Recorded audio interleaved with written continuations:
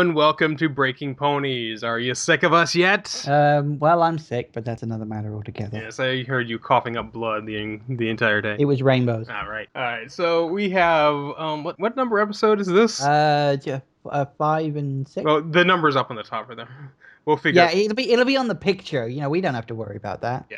So we have the Sisterhooves social, which yay, this is a Yeah. Rarity episode. It's another Rarity episode. Because we Yay! all love Rarity, right? Right? Yes, we start off with Rarity of sleep, and of course, her sleep mask is completely ostentatious, with Well, like let's just. bows and butterflies on it. It's Rarity. Everything about Rarity is ostentatious. You know that. She's just everything is glam and bit. I mean, her cat is called Opalescence.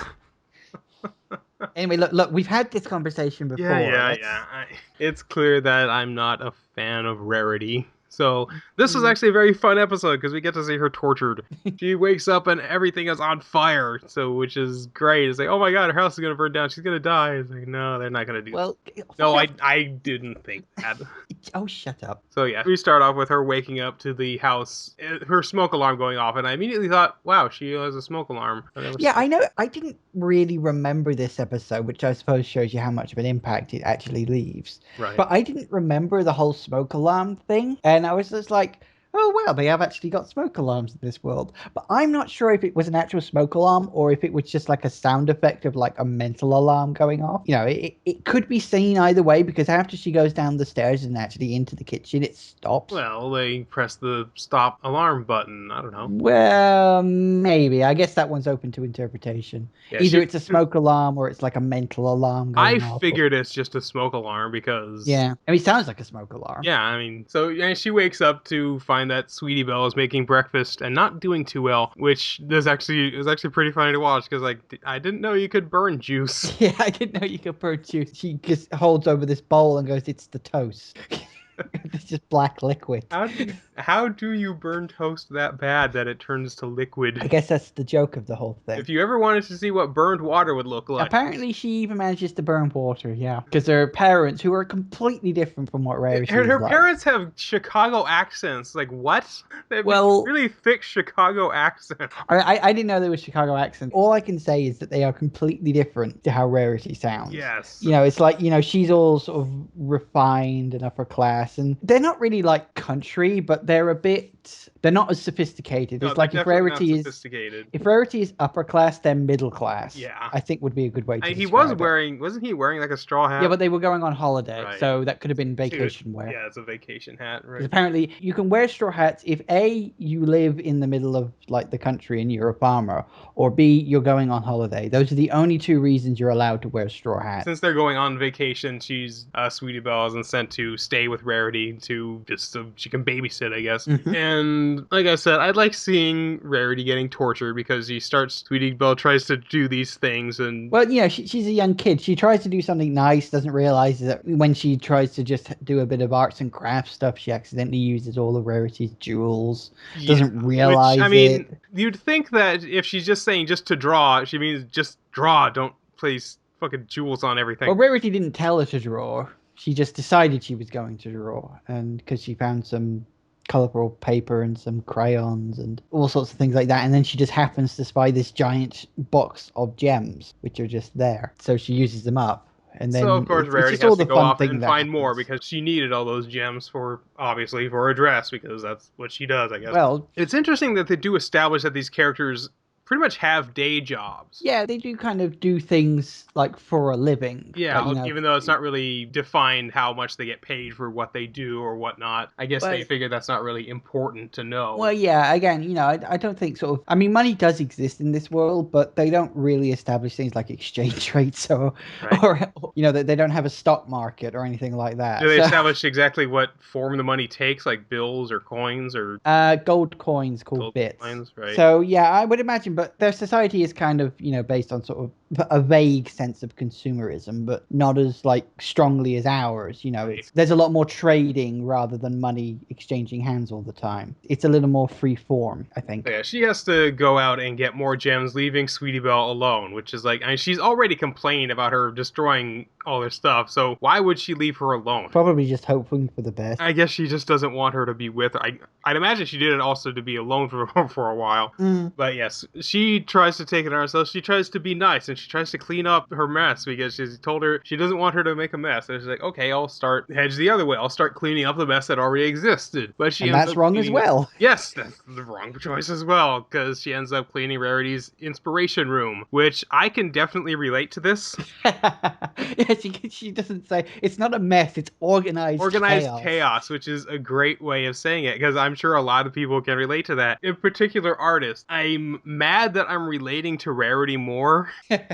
I told you they do make all the characters ultimately relatable in some way or another. Yeah, I mean, because artists, I guess, would relate more to her because yeah, I mean, she Rarity isn't just she isn't just about sort of being the pretty princess and all that stuff. She's also about creativity and artisticness and things like that. Sort of that's also part of who her character is. Yeah. She's not just some stuck-up beauty queen. She's not just some stuck-up beauty queen. I did say just, yeah, I did say not just some stuck-up beauty queen. She is a stuck-up beauty queen, but she's also artistic. And she definitely has an artistic temperament. Yeah, if you've ever encountered artists, you know that they like things to be a certain way. Creative people do tend to be very specific about various things. Yes, they're very fastidious, which Twilight is that way as well. Yeah, Twilight's kind of in a different way though. I think to Rarity. Rarity it's like they both have this sort of nitpickiness, but they're kind of in different directions. Almost. So anyway, they have a huge fight because she doesn't like the fact that she cleaned her room. Oh no. Yeah. And she basically kicks her out of the house and she goes to hang out with Applejack, which I was thinking if she doesn't want to be babysitting, why not just pass her off to somebody else who she would get along with better? I mean, it kind of makes sense, but and yeah, her parents did tell her to take care of her, but I mean, they are sisters, so I think Rarity does feel a certain responsibility for looking after her, although you might question that considering what happens in this episode. Yeah, it's a whole thing that sort of siblings can get on really well, but they're also constantly at each other's throats. Of course, which is like anybody who's had siblings understands that. They just yeah.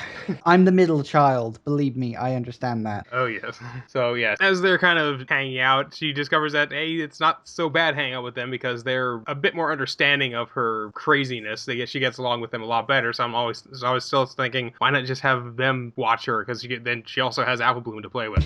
I mean, to be honest, I'm surprised she wasn't just off playing with her other Cutie Mark Crusaders anyway, but I guess it is the thing that, the younger sister wants to spend time with the elder sister from time to time. You do want to spend time with your family, and considering that her parents are up on holiday, her sister's pretty much the only family member she's got to hang around with, if you follow. Yeah, and of course, if she just hung out with them, we wouldn't have an episode. So well, yes, that's also true. So they discover that about the an event called the Sisterhooves social. Yeah, it's kind of like it's almost a bit like a sports day. It's like a obstacle course thing, which, I mean, the sign itself I was actually really curious about because the sign itself looked like it said like Sisterhooves social or whatever.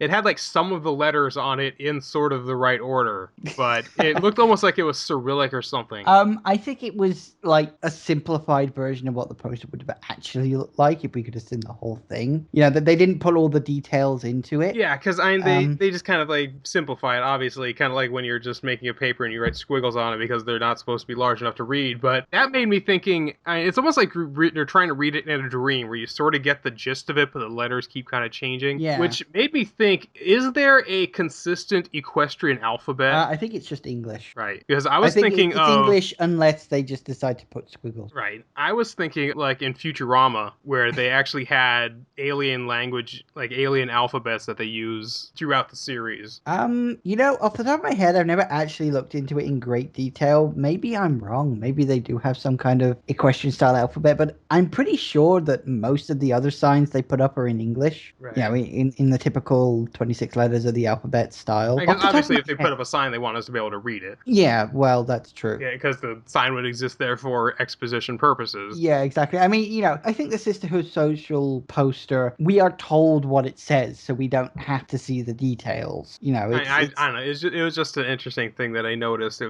was strange. Well, you're into that whole sort of design thing. Yeah, exactly. That's my so. thing. I get really obsessed over little things like that. Yeah, boy, howdy do you get obsessed over things like that. So yeah, Rarity really is such a stuck-up bitch in this episode. Well, yeah, but again, it's kind of her character, I you I know. don't even have that in any context. I just have that written on my notes. Rarity really is a stuck-up bitch. Well, consistency. You've said that about her in all the other episodes. So yeah, they agree that Sweetie Belle and Applejack agree to be sisters for the day, with Apple Bloom is careful to continually remind her just one day. Well, she's got her own sister that she doesn't want to get rid of. Yeah, she doesn't. She doesn't want to share her. Understandable, I guess. So they compete, and right off the bat, she ends up falling into a thing of mud and ends up coming out covered in mud, and they compete in the rest of the competition that way. And it's revealed at the end that it wasn't Applejack, it was Rarity the whole time, which admittedly did get me. Yeah, you didn't see that one coming. Which, I mean, I wasn't really trying to figure it out because Rarity said that she knew that she had to do something. It's like she had an idea. So I knew that it was going to come back at some point. You were just waiting. You were waiting for the that episode to tell you what it was, weren't you? Yeah, I knew it was going to come back at some point. I just figured that she was just going to do something else, like or a party or something. I don't know. But they managed to Shyamalan you. Yeah, they pulled a Shyamalan. M. Night Shyamalan my ass. And I admit I wasn't thinking too much about it, but... Well, no. Yeah. You were too involved in the intense action. Yes. So, this episode was okay. For a Rarity episode. Admittedly, we did talk about it a lot more than I expected to, but I kind of found the episode to be a little bit sexist. Really? Because they constantly talk about the importance of having sisters, which they could have just said the importance of siblings or the importance of family, but they specifically say the word sister like 20 million times. I think it was probably a generalization of the fact that, let's be honest, most of the characters in this show are girls. Right. And of course, the target market. Well, yeah, the target market is still girls, and we do get reminded of that from time to time. I mean, less so as the series goes on. You know, I mean... Even in the next episode, we have a very male-oriented reference very early on. Yeah, we'll get to that when we get to that. But it is a bit of a girly girl episode, I suppose. But considering it is about the relationship between two sisters, I suppose that kind of makes sense. But there's nothing that they do that is specifically only sisters would understand that brothers wouldn't. It's any kind of family relationship is the thing. True. So there's nothing specifically sisterly about it. They do sort of fall into the stereotype in this episode, which I suppose is, off the top of my head, there's not many episodes that are really that girly like this. I mean, you had the slumber party one in the previous episode. Which is just overwhelmingly so. Well, yeah, but the word slumber party could easily be replaced with sleepover, and then it becomes a bit more generic. But yeah, you do have to remember that the focus of the episodes is on a group of girls. So the terminology they use is going to be very girl-centric. You know, even if the target market isn't just at girls, the words the characters use... The target market is girls, but they want it to be appeal to everyone, in which... Obviously, they did succeed at that. Well, yeah. Not necessarily everybody, but it could theoretically appeal to anybody. Which it does. I mean, considering the Fandom, very broad spectrum of the fan base. But, you know, again, I think it's one of those things that because the characters are girls, they tend to use girl-based terminology, if you follow. Yeah. I'm not reading too much into it. I'm just complaining. That's what I'm not trying to read too much into it. You're the one who like keeps thinking that you understand what I'm trying to say. Well, that's half the fun of the show, isn't it? That's why we're doing this. Exactly. We're supposed to be overanalyzing it. Unless I've completely missed the point and I've been talking out my ass for the last bunch of episodes. Oh, so that's why you sound like shit. Anyway, moving on it, I'm off. Moving on to the next episode, the Cutie Pox, which I remember you saying you really liked this episode. Yeah, this was a fun episode. I mean, of the two, this is definitely the better. But yeah, this episode is really fun. Just, you know, it's very much like the other episode with the other one with Zecora, actually. Yeah, well, I mean, if you think about the episode sort of structures, they tend to fall into two groups. One is where there's like some sort of friendship related issue that they need to solve, and the other one is where there's some sort of monster or threat or something actively malicious that they need to put right. And those tend to be the two episode types, which is something that actually comes up in future episodes, but we'll get to that in a long time. So, you know, the first one was very much the friendship thing because it was on about family and all that stuff, and this one's very much dealing with a specific problem, the Cutie Pox. So the Cutie Mark Crusaders start off going bowling because how come every bowling bowling alley has that same like kind of shaped sign? I don't know. Is that like a thing in America? I I always don't assumed that know. all American bowling alleys have that sign on them. It just seems to be like a cliche. I mean, because there's a bowling alley not too far from here that doesn't have that sign. It kind of has like a normal sign, but I don't know. I mean, even in films, in a lot of films, you see bowling alleys with that sign on them. So maybe that's just a really popular type of sign for a bowling alley or something. I don't know. so yeah, they end up going there, and the cast of The Big Lebowski is there.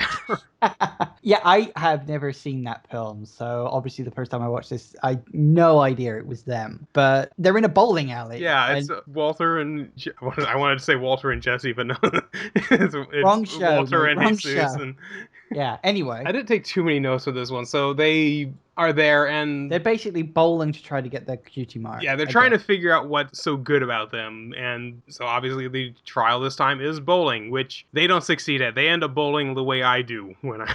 It goes all the way down Badly. to the end, and then does like a sharp 90-degree turn and falls off. Yeah, I mean, I've never been real life bowling. The closest I've ever done is Wii bowling. I'm good at Wii bowling, but I imagine I'd probably break my fingers if I tried to do that in real bowling. Better break the floor.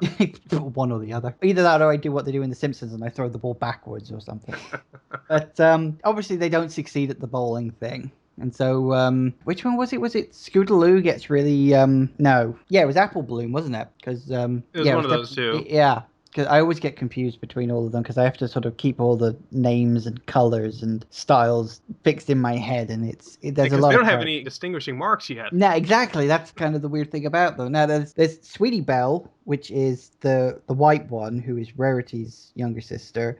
Apple Bloom, who is Applejack's younger sister, the orange one, and then there's Scootaloo, which is the other one. Right. Anyway, and Who it's is Apple Scootaloo Bloom. related to? Pass.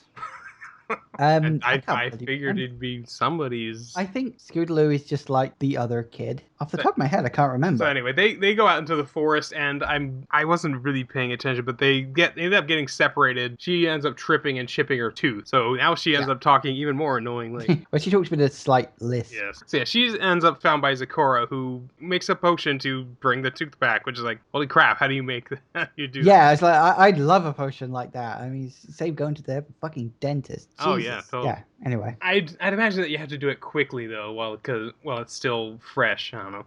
So yeah, she ends up looking around and she discovers that she has potions for pretty much everything, not just to get rid of bad things, but to create good things. So she's like, "Do you have a potion to make my cutie mark appear?" So, which she doesn't. She tells them the same thing everybody else said. You have to wait till it comes naturally. And then of course we get the exposition dump where she talks about all the things that this plant can do. And when she goes off to get some more, she sees her opportunity and she steals the plant. And it doesn't actually show what happens, but later on it's revealed that she stole the plant and made a potion out of it, and that's what gave her a cutie mark. Because the next day at school, she has a mark of a hula hoop. It's not really a hula hoop because they didn't call it that. Because I'd imagine they don't have Hawaii or hula in Equestria. No, So what do they call it? It's called it a hoopy loop or loopy hoop. a loopy hoop, something like that. Yeah, because they don't have hula in Equestria, I'd imagine. Even though I'm sure somebody at some point wears a grass skirt.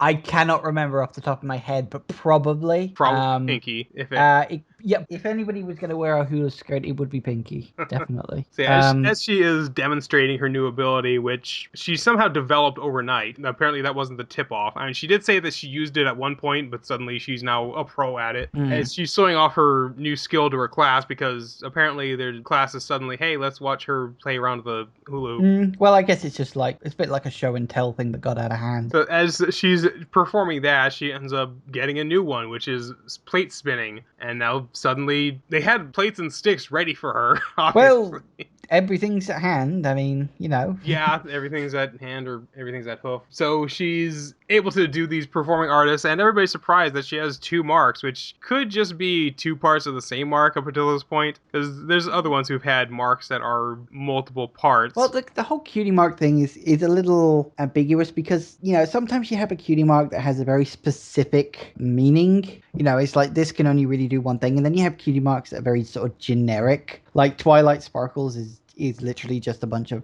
sparkles. It's like a star or something. It's like a star with other stars around it, and that just happens to mean she's good at magic. Like, not just one type of magic, she's good at all magic. And you have, Pinkie Pie's is balloons, which means she's good at parties, not like balloon animals or something, which it could also be, but she is also good at balloon animals. So, and I could keep this conversation going for a very long time, but I won't because we don't have all day. Well, we have more episodes where you can bitch at that more Cutie Mark Crusaders Oh, you episode. have no idea. You have Well, no idea. write it down and save it for another time. I'd love to hear you rant more about it. We'll get there. We will get there. As things go on, she starts to develop more marks, and she also discovers she can't control them. She has to perform in whatever the mark appears as. So she's gets a tap dancing, which suddenly means she has to be tap dancing all the time, which the mark was a human tap dancing shoe, which was odd. Well, they do wear shoes. They just wear 4 of them. Right. I'm pretty sure that's established in a previous episode. I don't know, it's just another thing to bitch about. Oh yeah, but I'm trying to not bitch as much as normal because we're already approaching the half-hour mark on our recording. Right. So we do need to sort of rush things along a little. Okay, so it just keeps getting worse and worse for her as she's going through the town and developing all these new skills like fencing and what else? Fencing, chimney sweeping. Yeah. Cleaning windows. Which and of course you get the characters wearing hazmat suits, which is where our icon came from. Yeah, I couldn't remember what episode that was from. I knew it was an actual image from the show, but I couldn't remember what episode it was from. So I'm glad I finally remembered that. Yeah, because when they hear that it's a cutie pox, of course, they're all worried they're going to catch it. Yeah, which, the pox usually are contagious, but apparently not in this case. It's just a individual disorder. They know about it because of an original outbreak, but it was never discovered how they cured the original outbreak. So they never even explained how the original outbreak started. Yeah, that's true. She gets it because she makes herself a bad potion. So is that the same one the original came from? I don't know. No, that's never really explained. Yeah, it's not exactly a particularly well-written episode. It's just more of an excuse to show her doing these goofy things. Yeah, it's a bit of a silly episode, but at least it's fun to watch. Yeah, it's got a decent. It's the same moral as all the Cutie Mark Crusader episodes have. Yeah, really. Learn to be patient. Wait until you figure it out on your own or whatever. Which I don't know. I that's a good thing and a bad thing. The thing is, waiting is good, but sometimes you can't do just waiting. There comes a point where you have to start being proactive. Yeah. Anyway. I guess it's good that they're trying new things and trying to find out what they're good at, but there's a certain point where you try too hard when you make that your entire focus is find out what you're good at and you don't, and then you never know. I don't know. Yeah, which again is really annoying because we already know what the Cutie Mark Crusaders' talents probably are. Back from the frigging first episode. Well, the first Cutie Mark Crusader centric episode anyway. Right. Which is, the showstoppers, remember? Yes, I remember that. Yeah, that was a good episode too. Yeah, that was Anyway, fun. They want to go to Zecora, but Zecora's already there. Zecora is in town, and she's like, hey, normally people don't clear out until I come in already. And so she's being very self-deprecating and very almost passive-aggressive, I would say. Well, considering her past experience with the people of Ponyville, I don't think that's entirely unjustified. Yeah, they tell her what's going on, and she's like, well, you have to use these seeds to grow a plant, but the plant will only bloom if somebody tells the truth. Yeah, Pinkie Pie tries and it doesn't work. Yeah, she starts confessing to eating cakes or something, which isn't like, what the plant wanted to hear. They wanted to hear a confession. So basically they held the cure hostage until they got a confession out of, was it Apple Bloom? It was Apple Bloom because it was Applejack's younger sister. Oh, right, okay. See, this is the problem about getting all these names straight. Because the previous one was Sweetie Belle as well. So the previous one was about Sweetie Belle, so Apple Bloom's kind of been left out of this. Yeah, so obviously gets the cure, everything's fine. Yeah, everything's fine, and they immediately go back to trying to enter Cutie Mark proactively because they never learn anything. Well, that's kind of the typical ending for a show like that, isn't it? The kids go to learn the lesson, but don't really learn it, but kind of do learn it, but don't. Yeah. So yeah, that was the 2 episodes. I'll say that episode was probably better, but the first one wasn't that bad either. And you kind of knew exactly where both of them were going, but of course, it's not really a show about nuance. No, not really. A lot of people actually complain about when these episodes of My Little Pony aren't so plot focused or don't have a really interesting plot. A number of times I'm actually watching a live stream of an episode and people are like, oh, this plot's so predictable, I can see where it's going. It's a fucking kids show. People forget that sometimes, regardless of the fan base that may have been built up around it, it's still a show for kids. But that's me getting on my high horse again. Should we move on? Yes, let's move on, please. Okay. Yes, on to oh dear God. On to Breaking Bad. With the episode, what episode number are we on? 7, 8? I forget. No, it was episode 9. I'm an idiot. Okay. It's episode 9 of season 2, 4 days out. So we start the episode with pretty much the entire family, Walter, Skyler, Flynn, Marie, and Hank, all waiting in I this like how you're doctor's... calling him Flynn now. Oh yeah. I will totally embrace the fact he's called Flynn. Because I said this argument a million times, so I'll summarize it. I don't like people called Junior. Okay, not in that I don't like the people called Junior. I don't like people who are, parents who call their kids Junior. I've said that already. So anyway, yeah, you got the group of them. They're waiting in the doctor's, so for Walter to get this sort of CT scan. And he ends up having a sort of big coughing fit before going in because sort of Marie, who is a nurse, I believe. Yeah, she's a nurse. She's very stuck up about her own job, I guess. Yeah, she's sort of like, oh, if you'd gone to this other place, you'd have got results much quicker, and oh, make sure you get the right kind of scan, and it's just like, shut the hell up. She's like the Rarity of the group. She is a bit, actually, isn't she? If She Rarity was actually a kind of is. kleptomaniac. Yeah, well, perhaps. That would be an interesting episode, actually. Anyway, You should pitch it to the writers. maybe.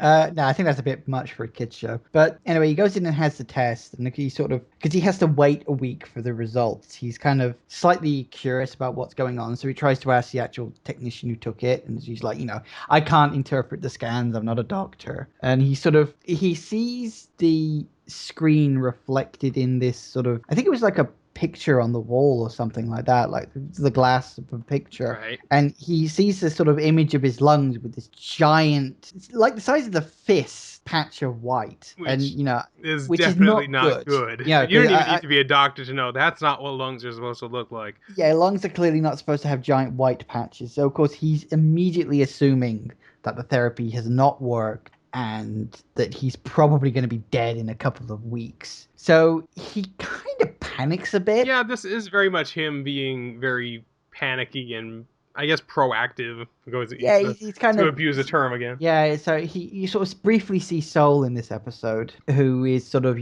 talking about doing some money laundering to hide their assets and stuff. So like he explains that, despite the fact, or Walter explains despite the fact they've been doing this for several weeks, they don't have a lot of money to throw around. Yeah, they have less than $10,000 saved with all funds and fees taken into account. Yeah, he just says there's been extenuating circumstances. Oh boy, has there been extenuating circumstances. You had to kill about 10 people. Soul basically says, bottom line, you need to start cooking more, like a lot more, if you're going to make any serious money out of this. Especially when Walter says, I've probably only got about a month to live. So he contacts Jesse and says, okay, we're going to spend the next 4 days straight cooking. And he says that the methylamine that they stole is essentially going off. Apparently it has a shelf life. I'd imagine that's true with chemicals because they do kind of degrade over time. They have sort of a half-life, not in terms of radioactivity, but they have a volatility to them. Yeah. So, Jesse had plans, which he is forced to cancel because he was going to go out with Jane, his girlfriend / landlord / neighbor. So he cancels that. Walter, again, lies through his teeth to his wife and family. He says he's going to visit his mother for a few days, just to visit her, because he's assuming the worst. And I love how militant Skylar is over, why don't you try being positive for once? Yeah, she's so sort of happy-go-lucky all the time. She's aggressively positive. She's aggressively passive instead of passive-aggressive. Yeah, I suppose she is, actually. She's almost the Fluttershy of the show. Oh, God. We're going to start comparing all the characters. Yeah, I think Hank would be Rainbow Dash. That might work, actually. Oh, dear Christ. Anyway, so they drive off literally into the middle of frigging nowhere in their fancy camper van. And they spend, I think it's about 2 days, 2.5 days. 2.5 days of cooking. And before they even get to that, though, they're sort of preparing. Walter really needs to take that stick out of his ass, I think, because he's so aggressive to Jesse all the time. I mean, like, Jesse is trying his best to please Walter, and Walter just constantly beating him down. It's like, you really feel sorry for Jesse all the time. He is criticizing his choice of food, which I Yeah. can understand because if they are going to be out there for 4 days, you don't want to just have junk food around. Yeah, which he did seem to get. It was just like bags of crisps and fried food, Yeah, and he Funyuns, never. gummy bears, and shit. Yeah, he had a box of gummy bears. Who buys a box of gummy bears? I even like gummy bears. Walter's sort of complaining because Jesse's sort of making a slight mess, and Jesse's only bought what was it, 4 gallons of water? No, it's 10 gallons. Was it 10 gallons? I couldn't Yeah, remember which what it is was. definitely enough. Which is a lot of water for only 4 frigging days. Walter complains when Jesse puts the keys down, and he's like, "No, don't put the keys there. You've got to put them somewhere safe. That's where we're going to be cooking." So Jesse decides to leave them in the ignition, not noticing that it's actually turned the battery on. Because he says you're supposed to listen for a buzz Yeah, because or that something. happens when you put it in, it starts buzzing. They take all the precautions with cars to let you know if the keys are in the ignition. Like if you open the door and the keys are in the ignition, it'll beep. Yeah, I know that. I've never heard of the thing buzzing if it's just on and in the ignition. But So anyway, he doesn't obviously hear you can any see where this is buzz. going. Yeah, so it's pretty easy to work out that obviously things are not going to go well. Although it seems to go well at first. Like you have this sort of montage of them cooking, and it seems to go well. And then they have this giant ass box just full of bags of the special blue meth, and Walter's literally working out how much they're going to get, like, after all their partners get a cut and everything. And they work out that it's $672,000 each, which Which is a is friggin' lot. yeah, a lot I of mean, fucking that's, money. I It's mean, that 19 is, pounds of meth. yeah, so, which is just an insane amount. So, of course, they're actually happy. Walter, for once, isn't pulling that face like he just He's not licked pulling someone's his resting ass. bitch face. They're both actually really happy. And Jesse suggests, what, let's forget cooking for the night. Walter's like, oh no, come on, we need to finish up the methylamine. And Jesse's like, you know what, let's take the night off. Let's go to a motel, have a shower, go to a restaurant and have a proper meal. And Walter's like, oh, okay, you know what? Yeah, we'll do that. Unfortunately, the van doesn't start Yeah, because Jesse the left keys in the next half of ignition. the episode is them just trying to MacGyver their way out of this.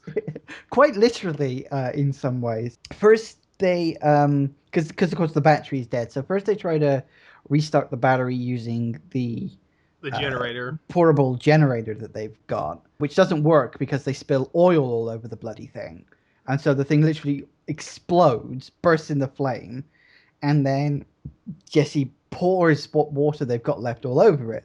And of course, Walter chews his ass out about it again. I mean, I can understand both sides of the argument. I mean, Yeah, they're he gonna was need the panicking, water. which is what was so good about this episode is that neither one is really portrayed as being in the right. You know Jesse's trying, and you also know Walter is being very hard on him, maybe unnecessarily so. Yeah, and again, I think that's one of the reasons why I like this episode is it's always fun to see Walter and Jesse just together and Yeah, bouncing off that's each other. it's it is That's the it definitely is the really the core strongest dynamic. dynamic in the show is Yeah. when Walter and Jesse are just working together off each other. Yeah, because they are like completely opposite. Jesse's kind of loose. He's a bit, he tends to panic a bit more than Walter. Walter's more sort of clear-headed. But, Jesse has his own strengths as well. And it's always fun to sort of watch them play off each other because Walter is constantly pissed at Jesse. Jesse is constantly pissed at Walter for being constantly pissed at Jesse.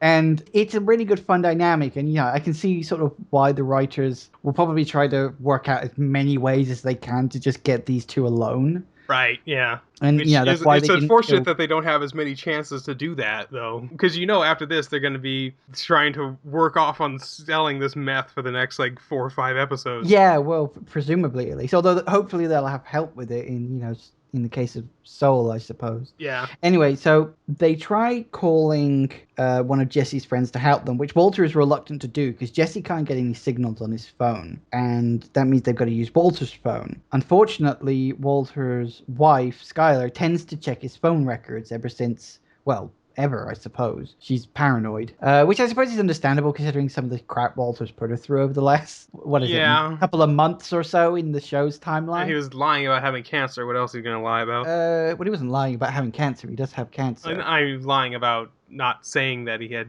Yeah, whatever. He was keeping it secret that he had I cancer. mean, even in this episode, Walter himself says I'm having so much trouble keeping all the lies I've told straight and just keeping everything clear in my head. Because they call Jesse's friend, who goes in completely the wrong direction. I mean, I'm And kind of granted, they were in a very hard to find place. They were in the middle of batshit nowhere. yeah, I mean, just God only knows where they actually were. Just, off the main roads, off the side roads, and down a dirt track. You Like couldn't. 15 miles out. It's like, God damn. Yeah, and so of course the friend doesn't make it, and then Walter's phone dies because apparently the free roaming mode drains the battery, which is a strange thing for a phone design. When you might actually need the phone for its free roaming mode is the one time you can't use it because the battery's dead. Yeah, phone companies are fucking bullshit. Well, But that's a rant for another time. well, it is the weird thing that, as good as our technology is, battery technology is actually the worst part about all mobile technology at And the if they moment. didn't need to have the thick batteries, the phones could be like paper thin. Yeah, It's the exactly. battery that causes it to be so freaking huge. And heavy. Yeah. Batteries weigh a fucking ton. Anyway, that you're right. That's a rant for another time. So they're stuck out there for the better part of 2 days. They have no water. The only food they have will simply dehydrate them more. Yeah, So, which again was a really bad choice on Jesse's part. well, again, Jesse, he thinks, but he doesn't really think things through. Yeah, he thinks It's enough, but not. He not thinks a enough. little bit, but not enough. Yeah, exactly. So they're kind of stuck out there. They try using the generated sort of slow restart. Yeah, by hand cranking it, which Yeah, is hand cranking it. interesting. I mean, it could have worked. I mean, obviously it doesn't, because where's the fun in that? It's an interesting idea, but I mean, the idea of hand cranking a frigging motorhome battery is, I mean, it takes them all frigging day. Literally, it takes them an Well, entire it's also day. the fact that they don't know because they're only going to get one shot at it, and they don't know how high it has to be. Yeah, They don't want to crank it. If they try it and there's not enough, that's it. They have to start all over. So yeah. they don't know how much they have to keep doing it. So they want to keep. They just go and make sure. They want to make sure that they have it enough. It's like when you try to gather enough wood for a fire to last the night. You want to make sure that you have enough because you don't want to go searching in the middle of the night. Yeah, exactly. Anyway, it doesn't work, and Walter ends up having another really terrible coughing fit. And it's at that point that Jesse realizes that Walter lied again. Big surprise there. Right. About the methylamine going bad, because he realizes that Walter thinks he's dying, like frigging within the couple of weeks, and so he's sort of desperately producing the meth so that his family have something after he's gone. So that the fact that they're actually stuck out there is ultimately kind of not so much pointless, but it's based on a lie, which of course pisses Jesse off. Yeah, because so like the entire impetus of this episode is on Walt because he did lie about that, but what else is he gonna do? Because like I said, neither of them is really in the right here. Yeah, exactly. Which again is what makes it interesting. Yeah, Walter thinks he's dying because it's a giant white splodge in his chest. And so he's sort of he is panicking. You could almost say he's probably not thinking straight, Possibly. because he's panicking about the whole thing. They fail to start the van by hand cranking it, and when they're sort of talking, sort of Jesse's sort of spewing out ideas like, you're a scientist, can't you science us a way out of this? Can you like make a robot or something? Yeah, he actually says make a robot, which is really funny. But I was thinking Walter That- probably could pull that off. That would certainly be a different direction for the show to go. Yeah, exactly. Sort of Walter making an artificial intelligence. But Tony Stark built this in the desert with an RV of scraps. yeah, exactly. Jesse does give Walter the idea of actually building a new battery, which actually frigging works. They start up the camper van and drive them. Well, you don't actually see them driving back to And civilization. thankfully they had It's enough just- gas after siphoning some of it out. Yeah. I mean, you even, I mean, shortly before they actually pull that off, they actually have a scene where Walter coughs up blood, which is obviously not good. Anyway, it works. They get themselves back to civilization. Jesse takes care of the van and everything. Walter is dropped off at the airport so that he can be picked back up by his wife. The episode ends with them visiting the doctors, and bottom line is Walter isn't dying. And the whole I kind of suspected that. So when you saw it, I was wondering, well, maybe that's an old scan that they're using to compare, or maybe that's not the cancer. It turns out the white patch was there, but it wasn't the cancer. It was actually inflammation. What was it caused by? Caused by something or I other. guess from the radiotherapy or Yeah, whatever. from the radiotherapy or whatever it is he has, which is also the cause of the cough. The cough was is a common sort of side effect of the radiotherapy he's had, and he's told that the cancer or that the tumor has shrunk by 80%, which is a lot, frankly. Normally they're looking for like a 30% shrinking, but Yeah, 80% is spectacular. So yeah. he's So very far in remission, which is yeah, good. so which is good, which kind of makes the entire episode a bit redundant Well, not in that redundant. sense. They did end up with 19 pounds of meth by the end. Yeah, but I suppose the impetus for the episode it turned out to be false, which makes it kind of hilarious that they put themselves through that hell technically for a false reason. Which does make it very funny and entertaining.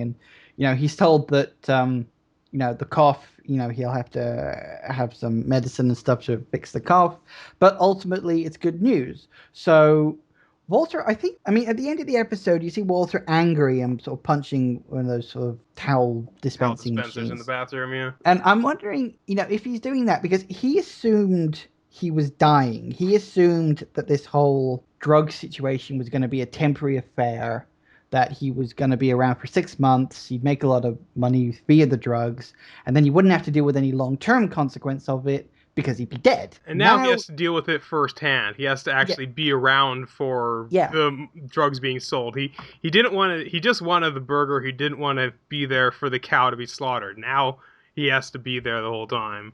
Yeah, I'd exactly. It's imagine like, that's what he's so angry about. yeah, so it's like, he has to actually see this through now. He started something because he thought he was going to die.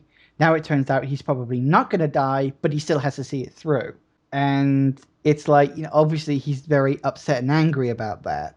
So it's interesting to see where it's going to go now because they've got all that stuff to sell, which is going to be worth a lot of money. But if they start selling stuff en masse, they are going to start getting the attention of other Oh people, yes, they're going to be start drawing a lot of attention. And of which course, I was don't think they have a distributor at this point. They're still trying to do it on their own. yeah, exactly. Well, the last couple of distributors they tried didn't really work out so well for No, they them. didn't. But they've got Soul on their side, so I'm thinking that he clearly knows what he's doing. Certainly on the money side of things. So maybe he has other connections that they can use. I mean, the guy skirts the boundaries of the law quite a lot. So interesting to see where it's all going to go, what's going to happen in the future. I mean, we got another 4 episodes left of this season, and we still don't know, or I at least still don't know, what the hell was up with the black and white swimming pool. Um, I'm sure we'll get to that probably in the last episode of the Possibly, yeah. of the season, or if not the episode before that, perhaps it'll be a two-parter. I remember how you were Um, complaining how they would have a scene at the beginning of the they show, haven't done that, have they? For the last couple of but they episodes. did that with the entire season. They have a thing in the very first season, and they don't reveal what it is until the end. Well, a season thing I can kind of understand because that's kind of one of those things that keeps you back. But if it's just for the single episode, it seems a bit pointless. You set something up at the beginning of the season to then get resolved at the end. That keeps you watching for the entire season. It's less annoying than just that happening in one episode. To be honest, I'd almost forgotten about it until I was just talking really just a couple of minutes ago, and I thought, oh yeah, we haven't seen that yet, have we? And I was just like, oh yeah, what about that? So yeah, I guess that's pretty much it. I mean, interesting episode. Again, the dynamic between Walter and Jesse is definitely the fun part of this episode, and pretty much the entire series. Yeah. That's definitely where a lot of the enjoyment comes from. Like I said, Walter constantly got that grimace on his face. Like he just lick someone's ass or something. And And Bryan Cranston is having so much fun being able to be the curmudgeon at this, because he is a fairly well-known comedic actor. So yeah, I mean, it is incredibly well acted. All the characters yeah, you can tell they're having fun. Even Jesse's character looks like he's, whatever who is the name of the guy who does Jesse? Aaron Paul. Yeah, he looks like he's having fun as well. So it's clearly all that you can tell that the actors are enjoying their roles, which is what you want from a good show. Yeah. So Yeah, pretty good. Yeah, I guess that will do it for this episode. Yes, it will. And I guess we'll see you in the next one. Yep, everybody, take care. See ya.